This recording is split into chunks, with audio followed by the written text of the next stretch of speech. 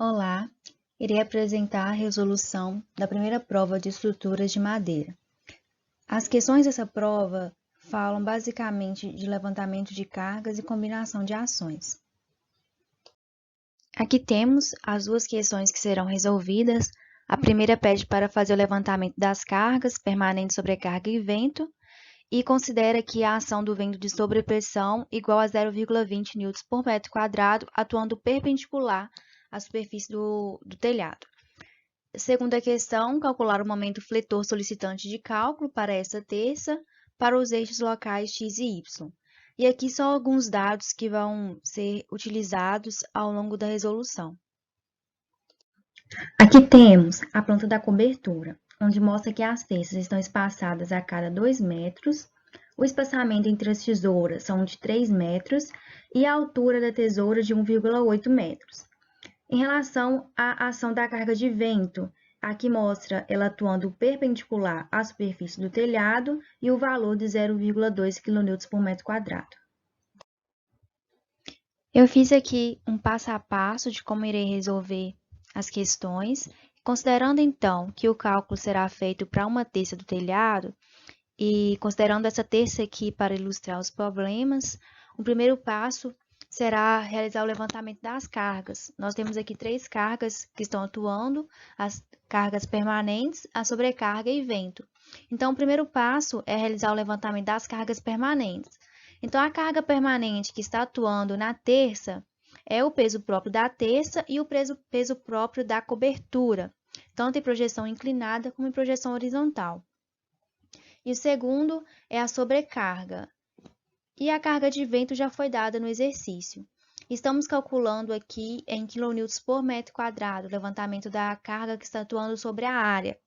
E no terceiro passo, iremos fazer a carga distribuída. Iremos passar essas cargas que estão atuando sobre a área para uma carga linear. E iremos ver aí que a terça vai funcionar como se fosse uma viga. E aí nós iremos calcular o momento fletor posteriormente. Após isso, iremos fazer o momento fletor solicitante de cálculo, que é o momento fletor com base na combinação de ações. O primeiro passo é o levantamento das cargas permanentes, em kN por metro quadrado. Então, o primeiro cálculo aqui a ser realizado é o peso próprio das terças. O exercício deu que as terças possuem dimensões de 6 por 15 centímetros e são espaçadas a cada 2 metros. O tipo de madeira é a jatobá, que possui massa específica de 10,74 kN por metro cúbico, segundo a norma. Então, para saber qual que é a carga que está atuando por metro quadrado, a gente considera aqui 1 metro de terça. Então, a gente multiplica essa massa específica pelas dimensões da terça, né, de 6 por 15, e por 1 metro. Considerando a terça de 1 metro, vamos saber o volume para essa terça de 1 metro. E dividimos pela área. Então, qual que é a área aqui? Seria 1 metro e a área de influência da terça, tanto para o lado esquerdo quanto para o lado direito. Então, aqui nós temos a projeção que seria horizontal. Então, temos aqui 2 dividido por 2, dá 1 metro do lado esquerdo, e 2 dividido por 2, 1 metro do lado direito, totalizando aqui 2 metros ao total. Então, a área de influência seria 2 por 1. Então, por isso, nós temos aqui a carga final atuando por metro quadrado de 0,05 kN por metro quadrado. O próximo passo é o peso próprio da cobertura considerando a área inclinada. E, posteriormente, nós iremos fazer também considerando a área de projeção horizontal. Então, a cobertura ela é composta pelas telhas, pelas ripas e pelos caibros. E a telha também ela possui uma certa absorção que é levada em conta na hora de realizar o levantamento das cargas. Então, o exercício deu aqui que as telhas irão ser telhas cerâmicas, que possuem peso de 3,2 kg por unidade, e o rendimento de 13 telhas por metro quadrado. Então, para achar a carga que está atuando por metro quadrado, basta multiplicar essas 13 telhas pelo quilo por unidade. Então, temos aqui a carga que está atuando em kN por metro quadrado. De maneira parecida também, iremos fazer o mesmo cálculo aqui para as ripas. O exercício deu que as ripas possuem dimensões de 2,5 por 5 centímetros e são espaçadas a cada 38 centímetros. A madeira utilizada Eucalipto citriodora, que possui massa específica de 9,99 kN por metro cúbico, conforme a norma. Então, para achar a carga que está atuando por metro quadrado, utiliza essa massa específica, multiplica pelas dimensões das ripas e divide pelo espaçamento, de forma parecida que foi realizada no passo anterior. E é feito também de forma análoga para os caibros. E considerando aqui que o exercício deu que os caibros são de 6 por 8 centímetros e são espaçados a cada 60 centímetros, e a madeira utilizada é a mesma das ripas. Então, temos resultado aqui final de 0,08 kN por metro quadrado. E por último, considerando a absorção de 30%, nós pegamos esse peso aqui das telhas e multiplicamos aí por 30%. E o resultado final, 0,13 kN por metro quadrado. Então, somando todas essas cargas, a gente tem a carga final que está atuando em projeção inclinada, a carga da cobertura em projeção inclinada. Após calculado o peso próprio da cobertura em projeção inclinada, nós iremos encontrar o peso próprio em projeção horizontal. Então, considerando aqui as dimensões da tesoura que foi dada no exercício, a altura desse triângulo 1,8 e a base igual a 4 metros, para a gente poder achar esse ângulo que está aqui, basta dividir 1,8 por 4, né, que é a tangente. Então, esse ângulo é de 24,23 graus. Então, considerando que essa carga de 0,66 kN está atuando em 1 metro, igual está ilustrado aqui, nós temos que descobrir qual que é o valor equivalente a ele na projeção horizontal. Então, como a gente tem esse ângulo aqui, que já foi encontrado, para encontrar o valor de x, basta pegar o cosseno desse ângulo, que é igual ao cateto oposto, x sobre a hipotenusa. Então, aqui encontramos o valor de 0,912. Então, a carga em projeção horizontal é igual à carga em projeção inclinada, dividindo pelo cosseno desse ângulo. Então, nós temos aqui que a carga em projeção horizontal é igual a 0,72. Se formos passar essa carga para uma carga concentrada e multiplicar 0,72 por essa distância, tem que ser igual ao mesmo valor quando multiplica essa carga aqui por essa distância, porque é a mesma carga, só estamos vendo aqui em projeções diferentes, aqui em projeção inclinada e aqui em projeção horizontal. Então, após calculado o levantamento das cargas permanentes, o segundo passo é o levantamento da sobrecarga. Então, considerando o valor aqui de 1 kN, que é recomendado pela norma, e divide pela área de influência da terça, então iremos ter aqui o valor de sobrecarga. A área de influência da terça é 2 por 3 metros. Essa figura aqui ajuda a ilustrarmos essa área de influência. Então, vamos considerar esse de amarelo aqui como se fosse a terça e aqui duas tesouras. Então, o espaçamento entre as tesouras são 3 metros e a área de influência das terças, nós podemos considerar uma distância aqui à esquerda de 1 metro e à direita de 1 metro, né? Que seria esses 2 metros aqui dividido por 2, então a metade desse lado e metade desse lado, que nos dá 2 metros aqui por 3 metros. Então, essa é a área de influência da terça. Então, dividido 1 pela área de influência da terça, nós temos o valor de sobrecarga de 0,17 kN por metro quadrado. Então, o próximo passo é transformar aquelas cargas que estão atuando por área em cargas lineares, kN por metro.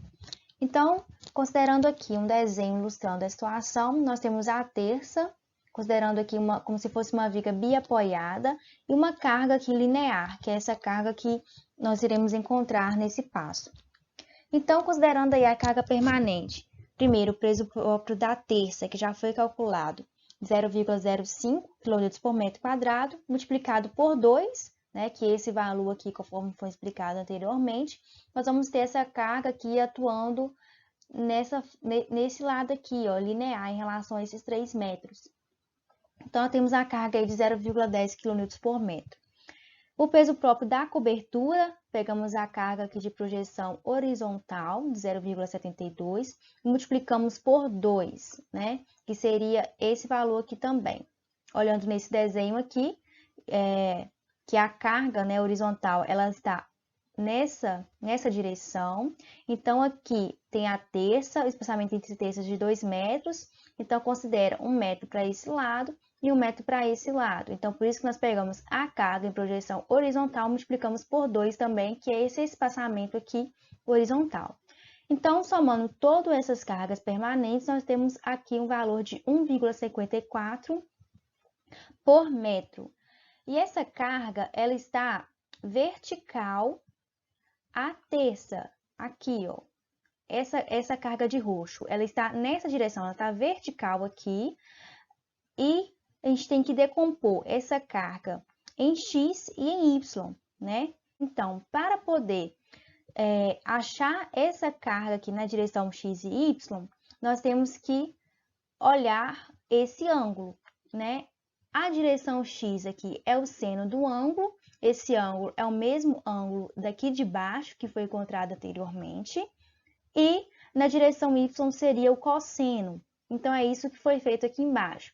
Multiplicou essa carga pelo seno daquele ângulo e essa carga também pelo cosseno. Então, nós temos aqui a carga atuando em X e a carga atuando na direção Y.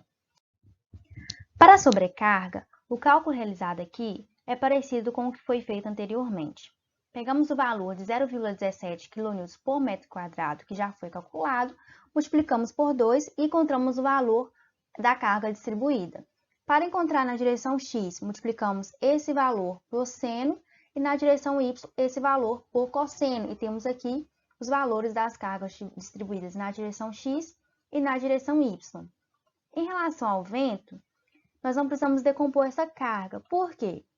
O exercício já nos deu que esse vento está atuando na direção perpendicular à superfície da terça, ou seja, ele está nessa direção Y e um ângulo aqui de 90 graus, por isso que ele está perpendicular. E para encontrarmos esse valor em carga distribuída, nós temos que multiplicá-los por 2,20. E por que não mais por 2 metros?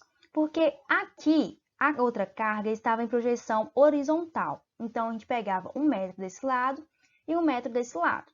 Só que agora, a carga do vento, ela está aqui perpendicular. Então, nós temos que pegar essa direção aqui inclinada.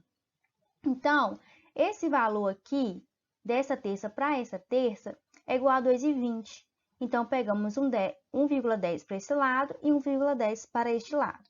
Para calcular esse valor, fazemos a relação de tangente, que já temos o ângulo aqui como calculado anteriormente. Fazemos o valor do seno para encontrarmos qual que é essa direção X aqui.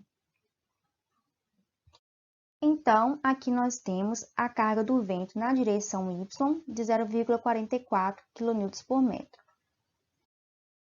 Próximo passo é o cálculo do momento fletor. Como foi calculado anteriormente, as cargas distribuídas atuantes nas terças, e nós consideramos a terça como se fosse uma viga biapoiada, onde os apoios aqui seriam as tesouras, o espaçamento entre as tesouras seriam 3 metros. Então, o nosso L aqui do nosso momento, que é L quadrado sobre 8, vai ser o 3 metros. Então, nós temos 3 cargas distribuídas, a de permanente, a de vento e a de sobrecarga. Então, agora nós temos que encontrar o momento fletor para cada uma dessas cargas. A carga permanente, nós temos aqui o valor encontrado das cargas na direção X e Y. Então, calculando aqui o momento fletor na direção X, pegando essa carga, multiplicando por 3 ao quadrado e dividindo por 8. De forma parecida na direção Y, pegando a carga na direção Y. Então, aqui nós temos os momentos da carga permanente atuando na direção X e na direção Y. Para a sobrecarga, fazemos a mesma coisa. Pegamos as cargas que foram calculadas anteriormente, as cargas distribuídas na direção X e Y, e calculamos o momento fletor pela forma que L é quadrado sobre 8. E temos aqui o momento fletor na direção X e na direção Y. Para a carga de vento, nós só temos na direção Y, conforme foi mostrado e explicado anteriormente. Então, o momento dessa carga na direção Y é o 0,44 vezes o L, que é 3 ao quadrado, dividido por 8. Então, temos aqui o valor do momento na direção Y para o vento. Após calculado o momento para cada carregamento, tanto na direção x quanto na direção y, nós iremos agora calcular o momento solicitante de cálculo, que vai ser calculado com base nas combinações de ações. Então, esse é o nosso quinto passo. Então, primeiro, iremos calcular na direção x. Aqui temos os momentos que já foram calculados na direção x da carga permanente e da sobrecarga. E aqui teremos somente a sobrecarga como carga variável. Então, para calcular a combinação de ações, nós iremos utilizar essa fórmula aqui. O fator γg, ele é encontrado com base na tabela 4 da norma. E é considerado, então, uma carga de grande variabilidade, um efeito desfavorável, por estar aqui com o mesmo sinal, e as combinações são consideradas normais. O fator γq, ele também é obtido com base na norma pela tabela 6. São consideradas as combinações normais também para esse fator. Então, ambos são de 1,4, conforme essas tabelas. Então, nós temos o valor de 1,4 encontrado na norma e multiplicamos pelo valor da carga do momento de 0,71. Somamos, então, com esse γq, que também é encontrado na norma, e multiplicamos pela carga variável de sobrecarga de 0,16. Encontramos o momento final na direção x de 1,22 kN por metro. Na direção y, nós temos três momentos atuando: o da ação permanente, o da sobrecarga e o de vento. E como variável, nós temos o momento da sobrecarga e da ação do vento. Então, para fazer as combinações de ação, primeiro nós iremos fazer uma combinação adotando a sobrecarga como ação variável principal e depois adotando o vento como ação variável principal. E aí nós iremos encontrar dois valores de momento e iremos adotar o maior deles. Então, o primeiro cálculo aqui. Considerando a sobrecarga como ação variável principal, utilizamos aqui a mesma fórmula que foi citada anteriormente. Os valores de gama aqui permanecem o mesmo, então aqui multiplicamos pela ação permanente, ação de momento permanente. E aqui nós temos o vento, né? O valor de momento do vento. E esse fator aqui, ele é encontrado na tabela 2 e consideramos aí a pressão dinâmica do vento para esse valor. E o momento encontrado foi de 3,05 kN por metro. Agora, adotando o vento de sobrepressão, que foi dado no exercício, como ação variável principal, nós temos uma outra fórmula, que é adicionada aqui 0,75 para multiplicar a força. Então, esse valor de 1,4 permanece o mesmo. Multiplicamos aqui pelo momento da ação permanente. E aqui nós temos o 0,75 multiplicado pelo momento de vento. E aqui a sobrecarga como uma ação secundária. O fator utilizado aqui para a sobrecarga foi 0,4. Esse valor foi encontrado conforme a tabela 2 e foi utilizado esse termo aqui. Locais em que não há predominância de pesos de equipamentos fixos, nem de elevadas concentrações de pessoas. Então, o valor de momento encontrado aqui foi de 2,93. Como o momento calculado anteriormente, considerando a sobrecarga como a ação variável principal, foi maior, o momento máximo, então, na direção y é de 3,05. E aqui finalizamos o exercício encontrando o momento máximo tanto na direção x quanto na direção y. Obrigada!